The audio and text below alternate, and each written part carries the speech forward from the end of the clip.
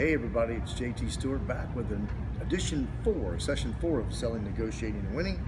And let's do a little recap so we don't get so far behind. I know these sessions are broken down to like 10-minute sessions so that you can absorb the information. It's quick, it's easy, and you learn something in each session. So let's look at the recap for the first couple sessions.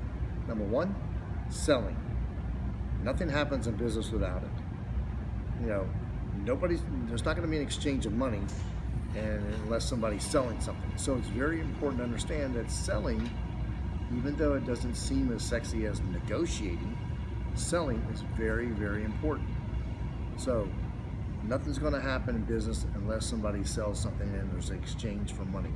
Number 2, recap this, is there is a difference between negotiating and there's a difference between negotiating and selling. So the difference is, selling process starts as soon as there's interest in whatever you are selling. As soon as somebody says, well, okay, yeah, I'm interested, then you start negotiating. So selling is the hook, negotiating is when you get to the finer points of the deal. Number 3 thing that we talked about was trust. You're not going to be able to sell anything, negotiate anything, unless there's a trust, unless there's a bond. And we talked about that in the last session, of being able to cultivate that trust and get that rapport going. So it's very important. So selling, nothing happens in business without it. It's just not going to happen. The difference between negotiating and selling is offering the product, negotiating is closing the product. Okay? Because you're going to have that gap in the middle, that's where you're going to have to negotiate. And number 3, trust. So today, I want us to help us understand that in negotiation, you have to clearly define what it is you want. What are you after? What's the takeaway for you? Now, there are going to be a lot of things on the table, but you need to define exactly what you cannot live without. What's the deal breaker? What are you really after? Once you define that, and those are untouchables, then all the other avenues, you can work with those, and you can give those away in exchange for whatever. And one thing you never ever want to do, and when you're negotiating, is you never want to give away something without getting something. Don't give it away just because they want it, unless it's an opportunity for you to get something. So you got to be able to understand what you are looking to get, and those items are off the table. Here's an example. A house is $200,000 asking price, but you really want to get that house for $160,000, $170,000. That's as low as you'll go. That's the bottom line. So you want to get that house at $170,000. You might be willing to give away something like, don't worry about fixing the roof or putting in new carpet, because you want to get that for the lowest price possible.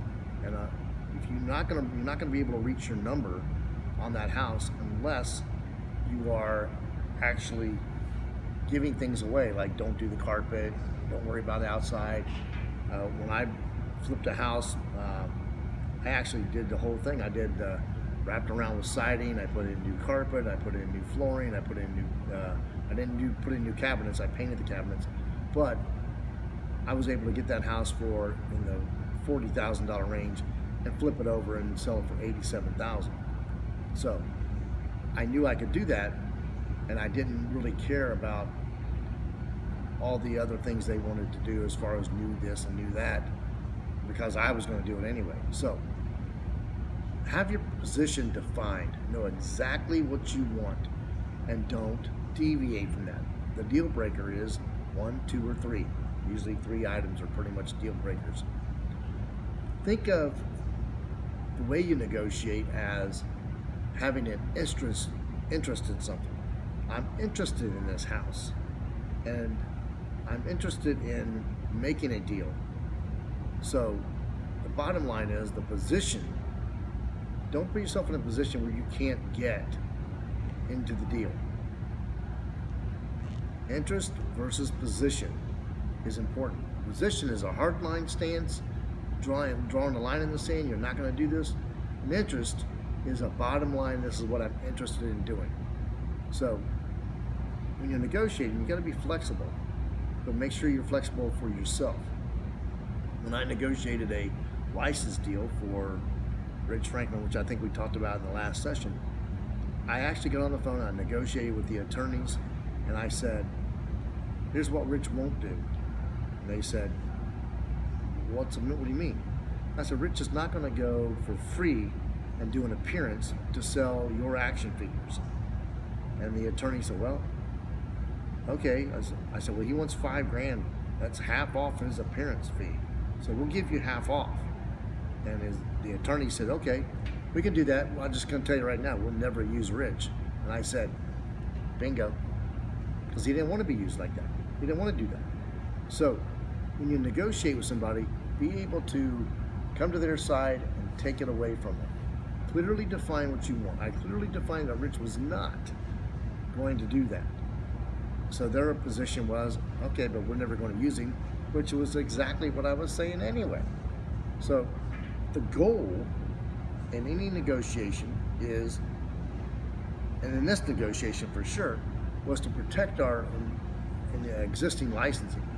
We already had an action figure deal. We already had all these deals. I didn't need their deals, but I was protecting the deals that we already had in place.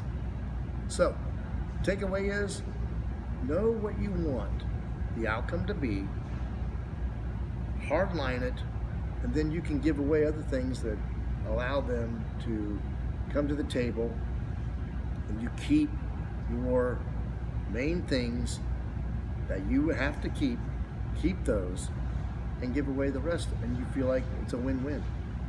So, more about win-win negotiating in the next session.